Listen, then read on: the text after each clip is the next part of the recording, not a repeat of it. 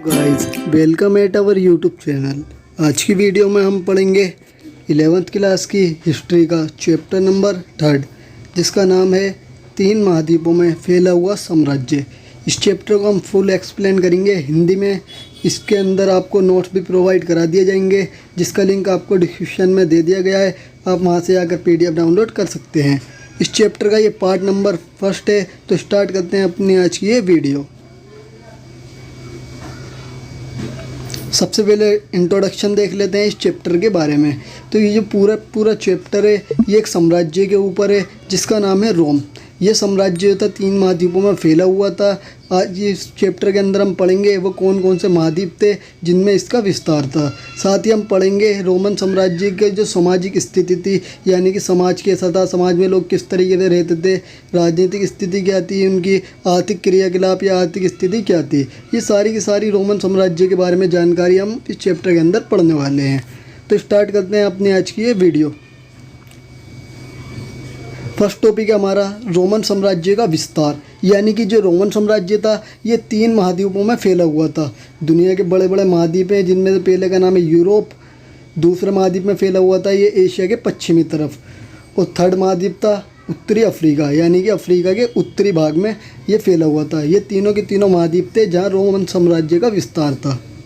तो देखते हैं नया टॉपिक दूसरा। ये इसका मोस्ट इम्पोर्टेंट टॉपिकों में से एक है, तो देख लेते हैं ये वाले इस टॉपिक को भी। टॉपिक है आपका रोमन साम्राज्य की जानकारी के स्रोत। यानी कि जो रोमन साम्राज्य था उसके बारे में हमें इतनी सारी जानकारी किस तरीके से प्राप्त हुई है।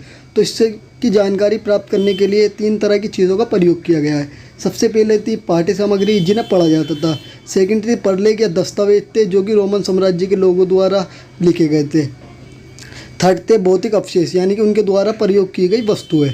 तो जो पाठ्य सामग्री थी इसके अंदर हमने कई सारी चीज़ें पढ़ी हैं, जैसे कि वर्ष वृत्तांत जो कई यात्रियों ने लिखे थे, पत्र रोमन साम्राज्य के लोगों की, व्याख्यान, प्रवचन, या रोमन साम्राज्य की कानून व्यवस्था की जो बहुत सारी हमें किताबें मिली हैं, कुछ पृष्ठ मिले हैं, पट्टिकाएँ मिली हैं। इन सारी की सारी चीज़ों से हमें जानकारी प्राप्त होती है रोमन साम्राज्य की। सेकंड हमारा पल्ले या दस्तावेज के रूप में पेपायरस पे लिखे हुए हमें कई पत्र मिले हैं जिससे हमें रोमन साम्राज्य के बारे में जानकारी मिलती है। थर्ड है भौतिक अवशेष। इसके अंतर्गत आ जाएंगे इमारतें, बर्तन, सिक्के और भी बहुत सारी चीज़ें जो कि रोमन साम्राज्य के लोगों द्वारा बनाई गई थी। तो ये था हमारा सेकेंड टॉपिक। चलते हैं थर्ड टॉपिक की तरफ, रोमन साम्राज्य के चरण। ये थर्ड टॉपिक है हमारा। यानी कि जो रोमन साम्राज्य जो है उसे 2 तरह की अवधि में बांटा गया है। आदि शुरुआत की अवधि का रोमन साम्राज्य है, आदि बाद का।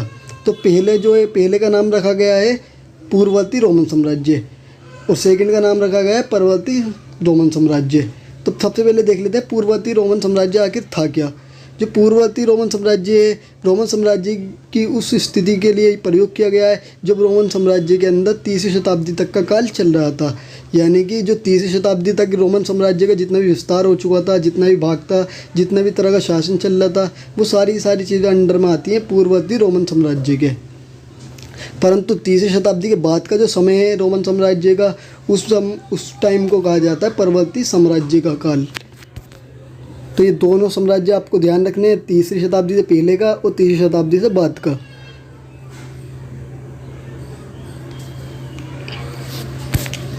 कुछ इंपॉर्टेंट बातें पढ़ लेते हैं। जो रोमन साम्राज्य का आरंभिक काल था यानी कि पूर्ववर्ती काल था, उसके अंदर कुछ महत्वपूर्ण घटनाएं पढ़ लेते हैं।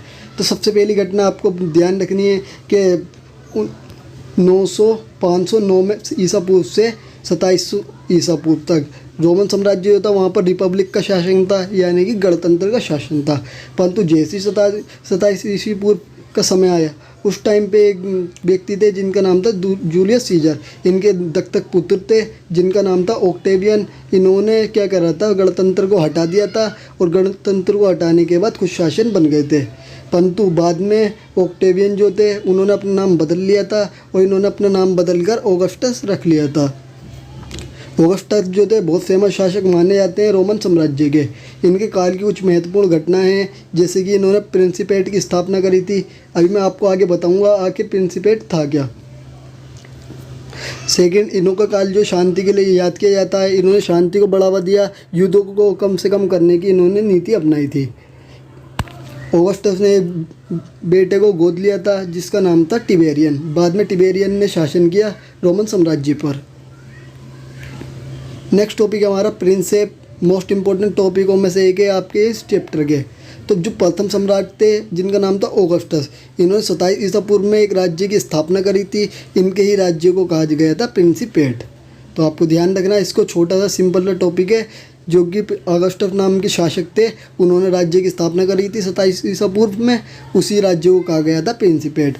जो ऑगस्टस जो थे, इनके विचारों को लोगों के सामने इस तरीके से फैलाया गया था कि ये जो बहुत ज़्यादा बेहतरीन व्यक्ति हैं।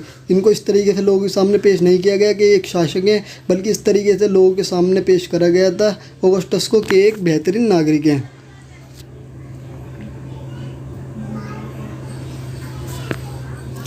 जो ये सारा का सारा ढोंग जो किया गया था, ये सिर्फ इसलिए करा गया था ताकि जो सेनेट है वो खुश हो जाए।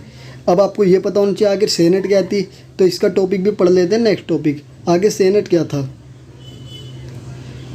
रोमन साम्राज्य के अंदर जो बहुत सारे लोग थे, उनमें कई तरह के वर्गों के लोग थे। कुछ अमीर भी थे, गरीब भी थे और कुछ राजा थे। तो 3 तरह के लोग आपको देखने को मिलेंगे रोमन साम्राज्य के अंदर। तो सबसे पहले आपको ये बात ध्यान रखनी है कि रोमन साम्राज्य के अंदर के जो कुलीन, जो अमीर व्यक्ति थे और अभिजात वर्ग के व्यक्ति थे, इनका एक ग्रुप था। इनके ग्रुप को ही कहा गया था सेनेट। तो आप समझ सकते हो कि रोमन साम्राज्य के अभिजात लोग जो थे और कुलीन लोग थे, उनके समूह को ही कहा गया था सेनेट। सेनेट जो था ये एक निकाय था उन दिनों जब रोम में गणतंत्र था। यानी कि जब गणतंत्र चल रहा था ऑगस्टस से पहले रोमन साम्राज्य में, उस टाइम पे गणतंत्र पर का शासन था। और गणतंत्र पर अधिकार किसका था? सेनेट का, यानी कि अमीर लोगों का और अभिजात वर्ग के लोगों का। इसलिए जब तक रिपब्लिक चलती रही, गणतंत्र चलती रही, सेनेट में इनका दबदबा कायम रहा, इनका नियंत्रण रहा रोमन साम्राज्य के ऊपर। इस चैप्टर का सबसे ज़्यादा मोस्ट इम्पोर्टेंट क्वेश्चन जो कि 3 मार्क्स में बन जाता है इस टॉपिक से, तो आपको इसको अच्छी तरीके से समझ लेना है। तो टॉपिक है हमारा राजनीतिक इतिहास के 3 प्रमुख खिलाड़ी। यानी कि रोमन साम्राज्य जो था उसके अंदर 3 तरह के व्यक्ति होते सबसे ज़्यादा महत्वपूर्ण थे। उनमें सबसे पहला था सम्राट, सेकंड था अभिजात वर्ग और थर्ड था सेना। अब इनके बारे में विस्तार से समझ लेते हैं।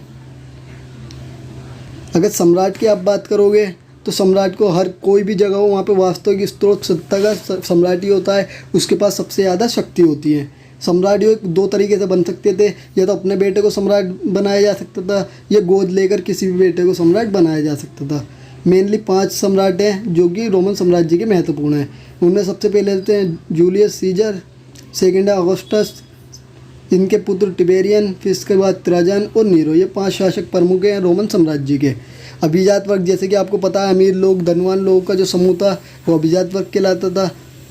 सेना जो है, सेना कैसी भी हो सकती थी, या तो पैसों वाली हो सकती थी या व्यवसाय के तौर पर हो सकती थी।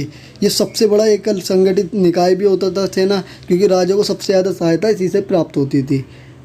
सेना जो है, इससे महत्वपूर्ण टॉपिक से क्वेश्चन बन जाते हैं लॉन्ग क्वेश्चन, तो इसे विस्तार से समझ लेते हैं आगे नेक्स्ट टॉपिक में। नेक्स्ट टॉपिक है हमारा रोमन साम्राज्य की सेना।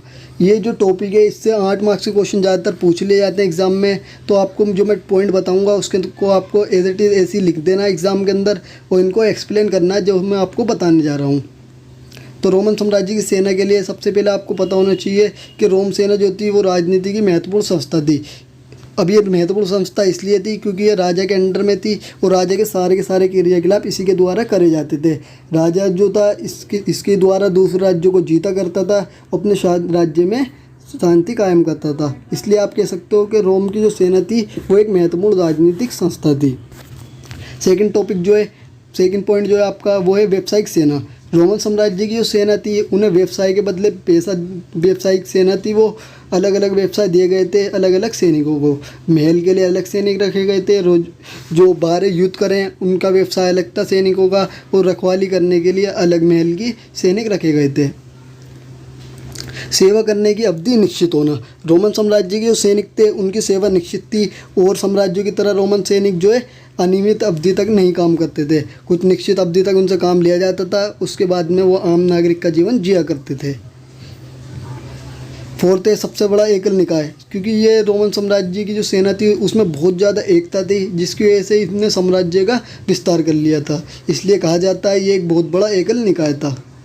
सेनेट में सेना का डर, जो सेनेट जो थी वो अभिजात वक्त तो मनमानी किया करते थे अपने, परंतु वो सेना से डरा करते थे, क्योंकि सेना के पास शक्ति थी उनको के विद्रोह को कुचलने की, उन पर दबदबा कायम करने की।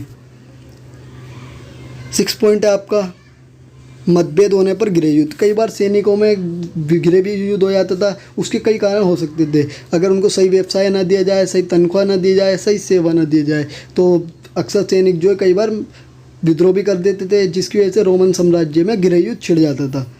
आंदोलन व विद्रोह, इसके अंदर भी आप इस तरीके से लिख सकते हो कि कई बार सैनिक जो राजा के खिलाफ भी आंदोलन कर देते थे या विद्रोह कर देते थे, या कई बार विद्रोह या आंदोलन को दबाने के लिए सेना का प्रयोग किया जाता था। शासक अथवा सम्राटों का भाग्य निर्धारित करने की शक्ति, इसके अंदर पॉइंट में आप लिख दोगे कि जो सेना जो होती थी वो शासक के अंडर में तो काम करती थी, परंतु सिर्फ शासक जो थे उसका भाग्य वही निर्धारित करती थी।